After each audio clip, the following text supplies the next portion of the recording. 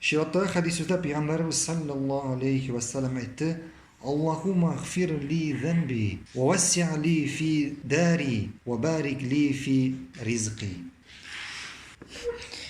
Ya Allah, günahımni kechir, yurtimni erkin et, ham mening rizqimda barakat ber. Birinchi Payg'ambarimiz sallallohu alayhi vasallam g'afur so'raydigan Allohdan. Ikkinchisi yurtni erkin etirgan, ya'ni erkin keng yurt, zo'r yurt, ham bu Allohning ne'mati bo'lib turadi. Mening rizqimda barakat ber deb aytadigan Payg'ambarimiz sallallohu alayhi vasallam rizqda barakat narsa u?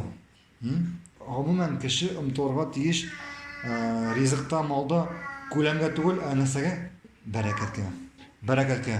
Ham endi agar Alloh taolo kishining molini, rizqini barakat berar ekan, ko'pmigina olib qo'ymasin. Ko'pmigina uni mol bo'lmasin, hatto az bo'lsa-da, agar Alloh barakat berar ekan, u anga yetadi.